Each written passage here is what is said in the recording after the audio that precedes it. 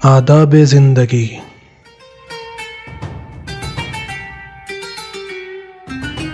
آداب خانیداری، سفر کے احکام،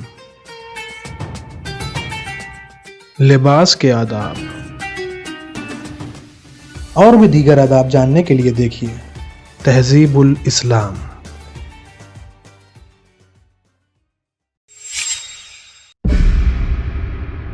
اعوذ باللہ من الشیطان الرجیم، بسم اللہ الرحمن الرحیم۔ ناظرین کرام، السلام علیکم۔ ایک مرتبہ پھر تہذیب الاسلام کے اس نئے ایپیسوڈ میں آپ سب کو خوش آمدید کہتے ہیں۔ آج کے اس ایپیسوڈ میں بھیڑ بکری کے پالنے کے بارے میں جانیں گے۔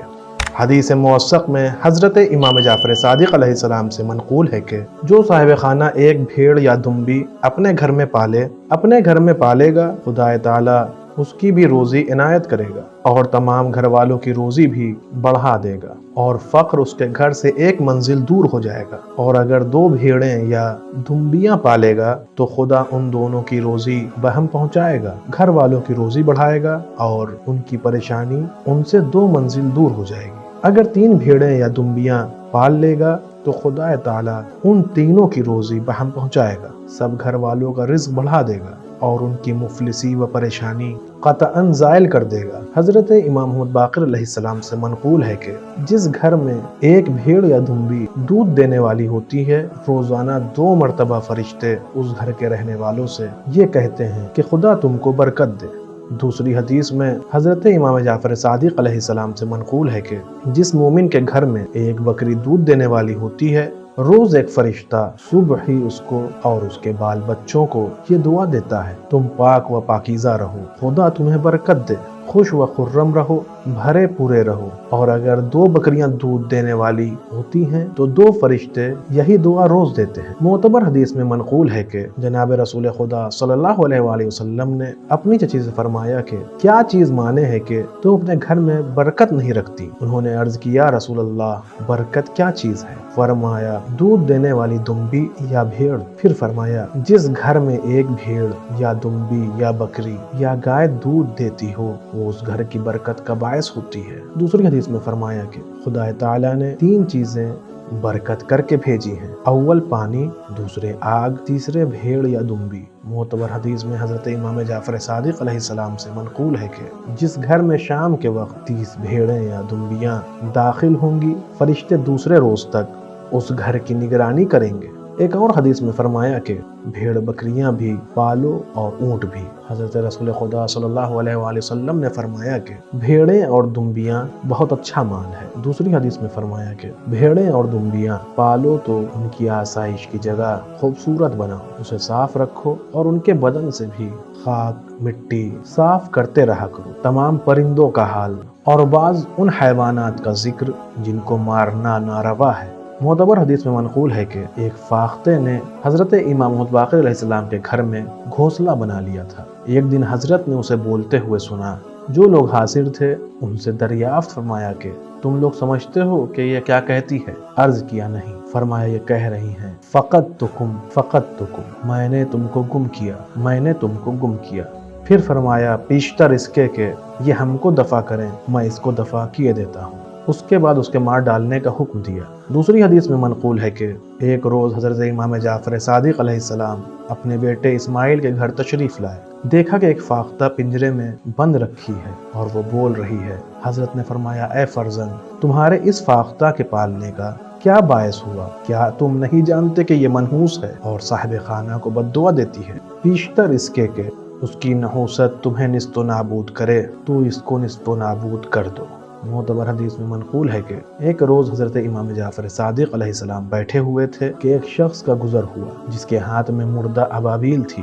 حضرت نے جلدی سے اٹھ کر اس کے ہاتھ سے لے لی اور زمین پر پھینک دی۔ پھر فرمایا کہ آیا تمہارے کسی عالم نے اس پرندے کے مارنے کا حکم دیا ہے یا کسی فقیر نے؟ میرے والد نے سلسلہ بسلسلہ میرے جد امجد رسالت مآب صلی اللہ علیہ وآلہ سے یہ خبر پہنچائی ہے کہ حضرت نے 6 جانوروں کے مارنے کی ممانعت کی ہے، ایک شہد کی مکھی، دوسرے چیونٹی، تیسرے میڈک، چوتھے لٹورا، 5ویں ہدہد، 6 ابابیل۔ ان میں سے شہد کی مکھی کو اس سبب سے کہ وہ پاکیزہ کھانے والی اور پاکیزہ जमा करने वाली है, और वो वही शय है जो न जिन्नों में से है न आदमियों में से, और खुदा ने उस पर वही भेजी है। जैसा कि कुरान मजीद में फरमाया, वअौहा रब्बुका इलन नहल, तेरे रब ने शहद की मक्खी को वही भेजी और चींटी को, इस सबब से कि हज़रत सुलेमान के ज़माने में कहत हुआ था और वो हज़रत माँ अपने असहाब के बाहर तशरीफ़ ले गए थे। यकायक देखा कि एक चींटी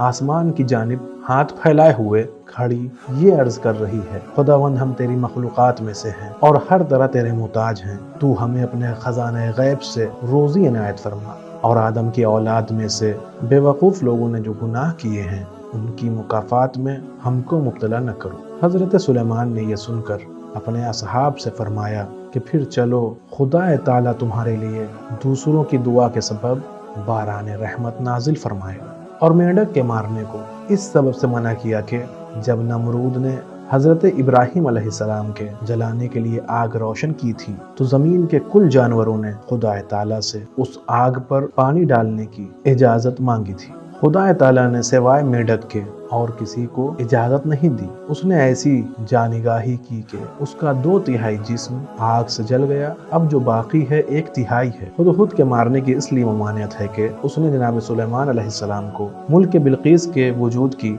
खबर पहुंचाई थी। लटोरा एक बड़े सर वाला परिंदा है जो चिड़ियों का शिकार करता है। उसके मारने की ममानियत इसलिए है कि उसने महीने भर तक हज़रत आदम अलैहिस्सलाम की रहबरी की थी और सरांदीप से आपको जद्दा ले गया था। अबाबील का मारना इसलिए ममनू है कि वो अहले बैत अलैहिमुस्सलाम की मजलूमी पर रंज व अफसोस करने के सबब हवा में गर्दिश किया करती है, और उसका जमजमा सूरह अलहम्द का पढ़ना है। क्या तूने ख्याल नहीं किया कि वो आखिर में वला ज़ालीन साफ कहती है। सही हदीस में मनक़ूल है कि लोगों ने हज़रत इमाम मूसा काज़िम अलैहिस्सलाम से चींटी के मारने के मुताल्लिक़ सवाल किया।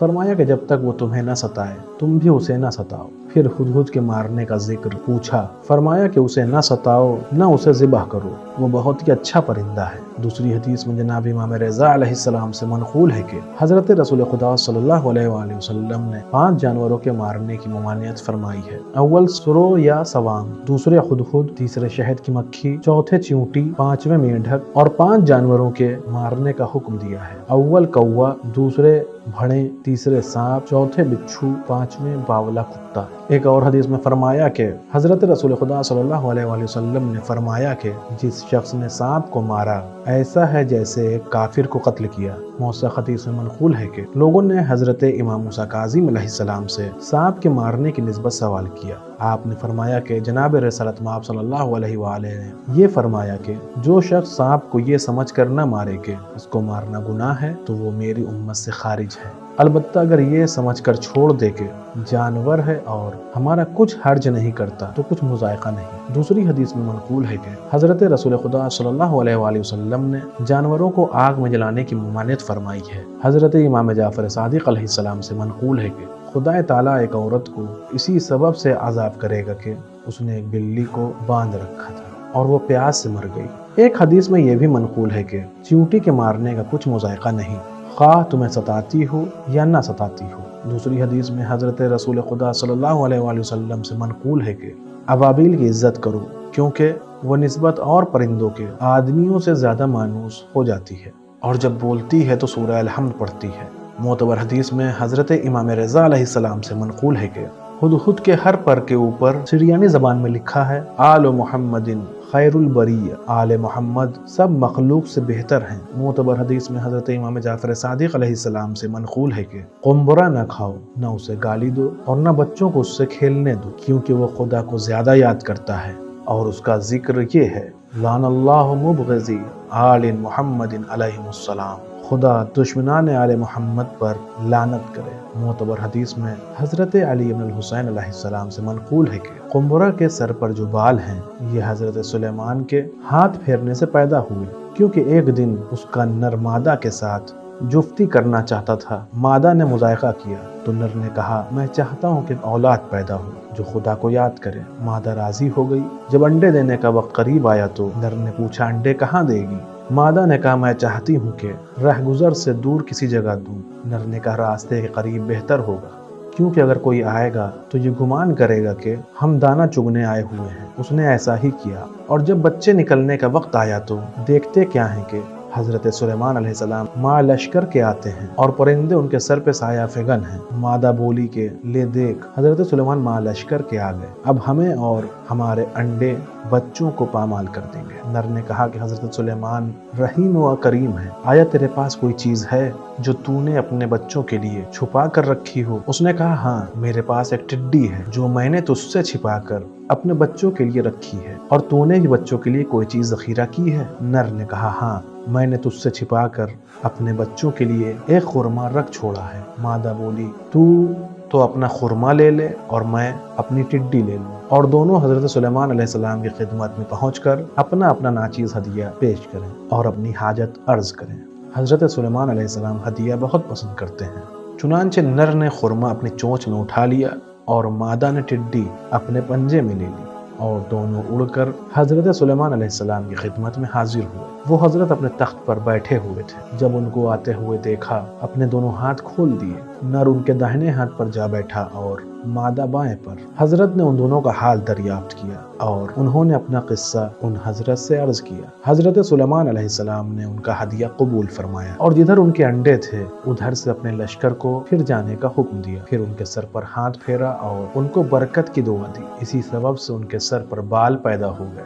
آج کے اس ایپیسوڈ میں بس اتنا ہی، انشاءاللہ اگلے ایپیسوڈ میں پھر ملاقات ہوگی، تب تک کے لیے شکریہ، خدا حافظ۔ سدرة المنتهى